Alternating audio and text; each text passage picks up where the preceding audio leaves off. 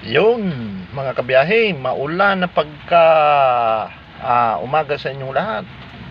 Maulan, grabing ulan mga kabiyahe. Tayo'y mag-aalmusal muna mga kabiyahe. Mag-aalmusal muna. Kuminto muna tayo mga kabiyaheng saglit at tayo'y mag-aalmusal.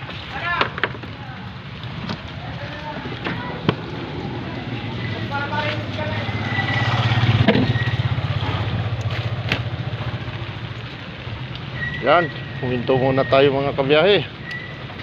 At tayo mag-aalmusal. Ako, naganang stoplight ng aking truck.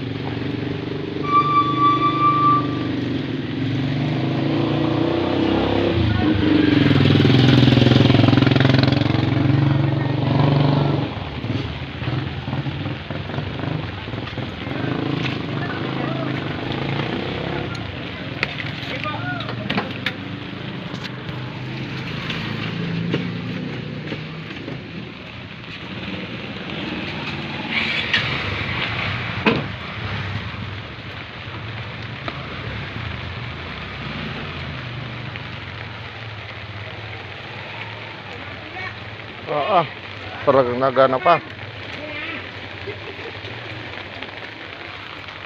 Mag-almusal muna mo tayo mga kabiyahe.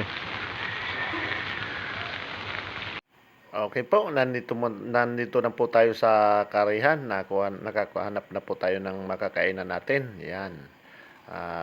Umorder na po ako ng sinangag. Yung sinangag po may itlog na, may mga gulay, carrots, at saka may hotdog. Yun po ang maganda sa sinangag na ito, at parang may ulam na, hindi ka na po pwedeng sana mag-iulaman kasi may kumpleto, may itlog na siya, may hotdog na. Masarap po ang pagkakaluto. Pero po umorder pa rin ako ng pansit dyan para iulam natin. Mahilig tayo sa pansit na kahapon na may dinuguan naman, tapos ngayon pansit uli. Ayan, okay lang, pero pansit na ang laman ng tiyan natin. Ay siya. Pero yun ang paborito natin, hindi na tayo kumbaga yan lang, at saka medyo mura. Kayang-kaya ng bulsa. Kaya yun lagi ang order. Hindi lang maamin na yun lang ang kaya. Pero okay na yun mga kabiya. At least medyo tipid-tipid niya. Kasi kung uulam pa tayo ng mahal yun. 70, halos 70-80 na po ang ng mga pangulam. Mag-uulam ka pa ng masarap. Dito ka na lang sa tigba 20, 30. Alright po mga kabiyahe, kain po tayo. Almusal po. Ayan, dinagdagan ko po ng konting toyo yung pansit, at medyo nakulangan po ako sa parang matabang sa aking panlasa. So, ayan, hinalo-halo ko lang po, at para medyo kaya po mataas ang aking timplada. So, ayan po. Kain tayo. Ang sarap naman mga kabiyahe. Talagang napakalupit ng almusal. Okay ang pakasangag nila.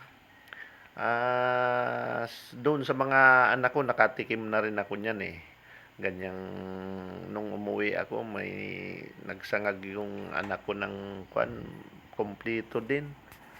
Kaya ganyan din masarap yung pagkakaluto. Isang araw, gagayahin ko ito. Magsasangag din ako ng may carrots, may patatas, may itlog, may hotdog. Parang may ulam na. Hindi ka na kinangangailangan ng pang-ulam pa. Kumpleto na. Pwede mo pa yata nga yung lagyan ng karne or giniling, ganun. Pwede din. Lalo lang, mapapalaot, mapapamahal. Yun lang.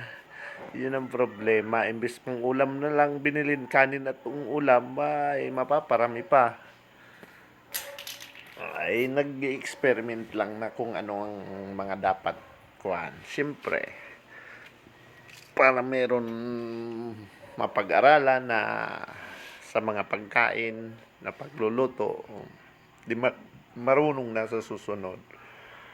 Alright po, maraming salamat po mga kabiyahe. Yan. Nakapag-almusal na tayo. At pagkatapos po nito, tuloy na naman tayo sa pagbiyahe.